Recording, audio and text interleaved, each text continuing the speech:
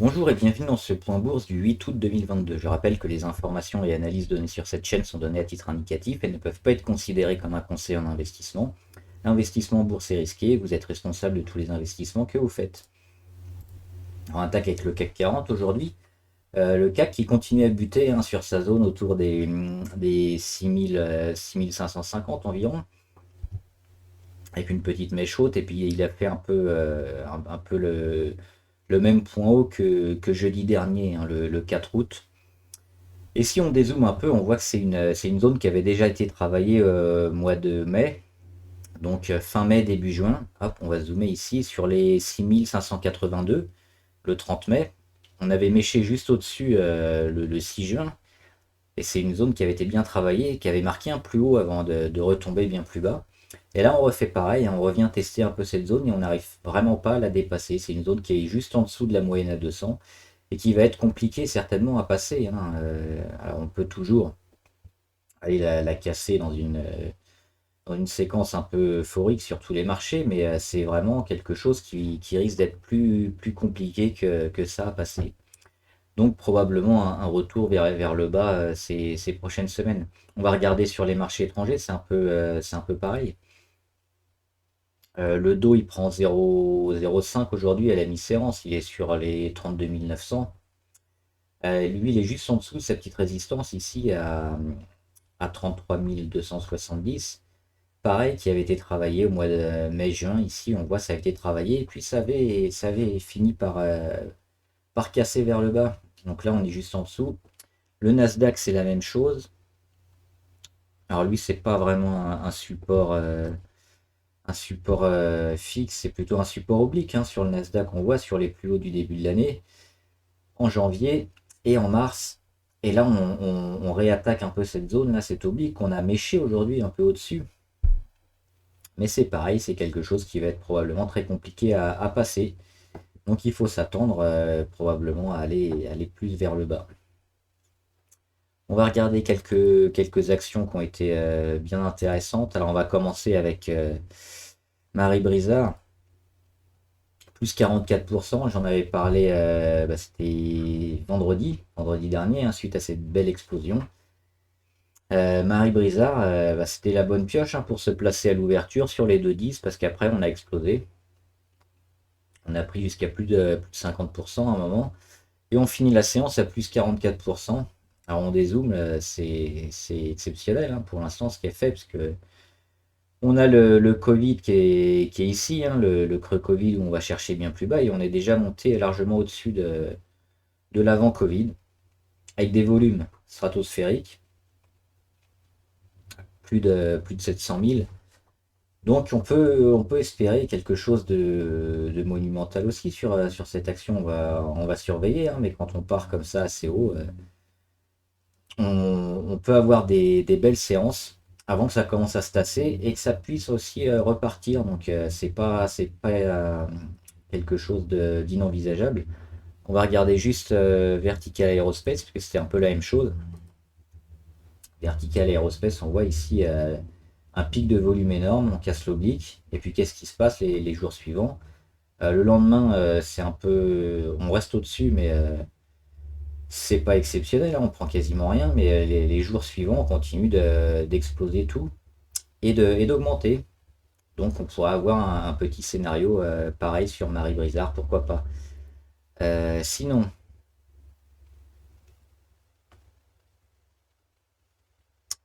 sinon, je voulais vous montrer, ouais, Nicox, toujours intéressant, hein. Nicox, elle est dans sa zone de travail ici, entre les 1,66 et les 1,93. On a cassé l'oblique avec la mèche aujourd'hui. On n'est pas passé au-dessus, mais ça se surveille. Et puis dès qu'on va passer les 1,93, ce sera sûrement un signal d'achat confirmé avec les volumes et les autres indicateurs. Donc on surveille bien Nicox aussi en ce moment.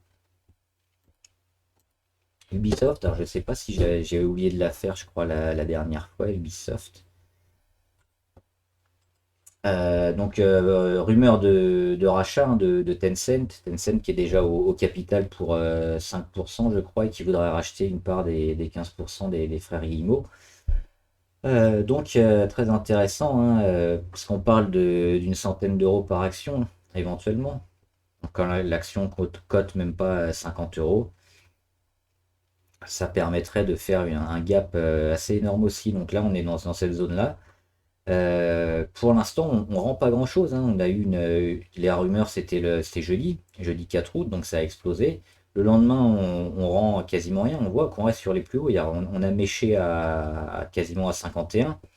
Mais là, on est au niveau des 46 et on rend rien. On est au-dessus des Bollinger, on est au-dessus de toutes les moyennes.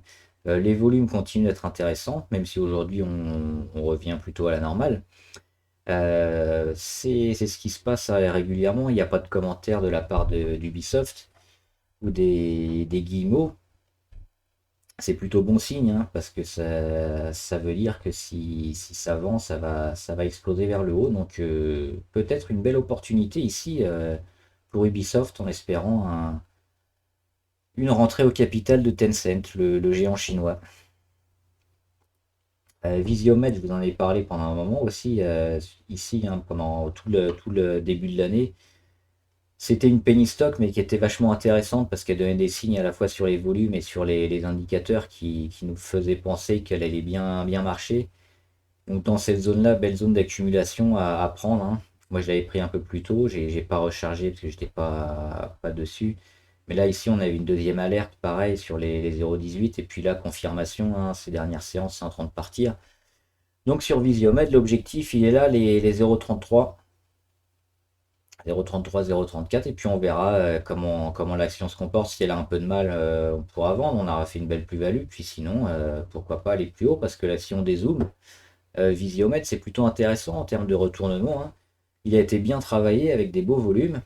Et puis là, on relance la machine à la hausse. Donc pourquoi pas peut-être rester pour du plus moyen terme, long terme, hein, sur Visiomed.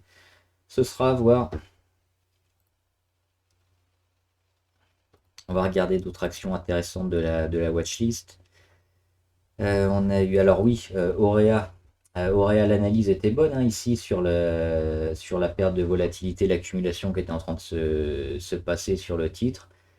Et moi, j'ai fait l'erreur de partir ici, hein. J'aurais dû attendre une journée la confirmation de la cassure des 8 euros. Parce que derrière, c'est racheté et puis ça explose. Donc, mauvaise pioche pour moi. Fallait rester sur Auréa. Fallait rester. Voilà. Je peux pas avoir bon tout le temps. Je voulais montrer. Avec Brizard, c'est fait. Meta Platform, le Nasdaq qui est plutôt pas mal en ce moment. Là, il mèche un peu vers le haut à la mi-séance, mais on continue de bien marcher, hein, plus 2,5 à la mi-séance. La petite résistance ici sur les 186, ça va être notre objectif et on a encore quelques séances pour aller la chercher.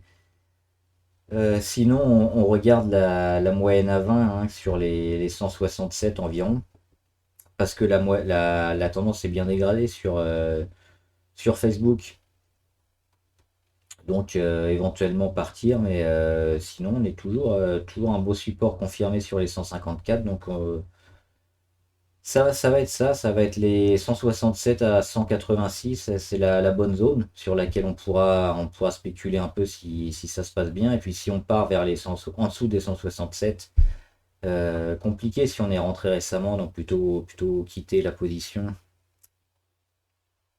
Microsoft, ils sont pas mal parce qu'ils avaient un gros canal baissier depuis le début de l'année, hein, comme la plupart des actions, qui ont eu un plus haut fin décembre, début janvier. Et elle a entamé une grosse correction, hein, parce que la correction, elle a continué même après sa zone ici de sa moyenne à 200. Et puis là, elle a réussi enfin à la casser, ce canal baissier. Elle le casse ici fin juillet, début août. Et puis là, on travaille, on est en train de tenir la zone, hein, on revient un peu vers l'oblique, mais on reste toujours au-dessus. Donc c'est plutôt un signal de force intéressant sur Microsoft. Pourquoi pas entrer, hein, parce que ces prochains jours, si le Nasdaq s'en sort bien, Microsoft devrait porter l'action. On a Apple aussi, j'ai pas fait Apple. On avait un signal d'achat, mais qui était il y a plusieurs semaines en amont. Mais là, sur Microsoft, c'est probablement une porte d'entrée intéressante. Donc à voir. Netflix, c'est pareil, hein. Netflix, c'est un peu comme Meta Platform. On va chercher la résistance ici à 248. Et si on la casse, ensuite on a une grosse partie de vide pour aller chercher les 333. Donc intéressant, hein, Netflix. On l'avait joué ici sur support des 162. Moi j'étais rentré en plusieurs fois donc sur les 185. Depuis elle monte. J'ai mis un petit stop sur les 219 et moins, autour des 200, 215, 220 par là pour partir, hein, parce que pareil, hein, comme sur Facebook, la tendance est bien dégradée. Mais on a joué le rebond, on a joué le support ici qui était intéressant. Et puis pourquoi pas jouer mieux si on arrive à casser ici cette grosse résistance. Donc pour l'instant on reste en position, on met des stops si ça se passe mal. Et si on casse les 248, bah champagne. Ah oui, je voulais faire la volatilité que j'avais pas fait vendredi dernier. On voit ici, hein, la volatilité avec une petite oblique sur les plus bas. On est venu la chercher, à chaque fois on rebondit, hein. C'est novembre 2021, après c'est décembre 2021, avril 2022, et puis aujourd'hui, hein, août 2022, on vient encore la tester, sauf que cette fois on l'enfonce. Et on n'arrive pas trop à réagir pour l'instant. Donc si on réagit pas et qu'on continue de descendre, on va peut-être avoir une fin d'année 2022 avec une volatilité un peu moindre. Donc ça, c'est ce qu'il va falloir surveiller ces prochains jours, ces prochaines séances. Quid de la volatilité? Est-ce qu'on va enfin avoir des marchés un peu moins erratiques? Ou alors ça reprend vers le haut et puis on va continuer, hein, nos séances un peu freestyle. Sartorius, alors oui, Sartorius, ils sont intéressants parce qu'ils reviennent ici un peu vers l'oblique. Peut-être une zone d'achat intéressante. Alors deux choses. Si on vient retester un peu l'oblique, la moyenne à 20 jours ici qui est sur les 361 et qu'on repart, ce sera très probablement un repli intéressant à acheter. Donc une zone d'achat, une porte d'entrée idéale pour Sartorius. Par contre, si on revient dans cette zone et qu'on casse un peu les 361, l'oblique, qu'on arrive sur les 355, on va probablement avoir une correction. Donc c'est ces deux scénarios qu'il va falloir bien voir cette semaine ou la semaine prochaine, hein. Ça va dépendre du temps qu'on va mettre. Et puis si on réagit bien dessus, on peut soit recharger, soit rentrer, parce que ce sera une belle zone d'achat. Et puis à contrario, si on casse vers le bas, on oublie.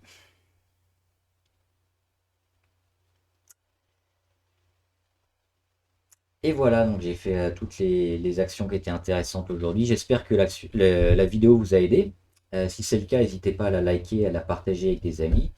Vous pouvez aussi vous abonner à la chaîne, hein, pour être au courant avec la petite clochette YouTube qui vous avertira à chaque fois qu'une vidéo sort. Et n'hésitez pas à mettre aussi en commentaire les valeurs, toutes les actions que vous suivez et que vous voulez qu'on analyse. On le fera ici en graphique ou en commentaire. Bon trade, à plus!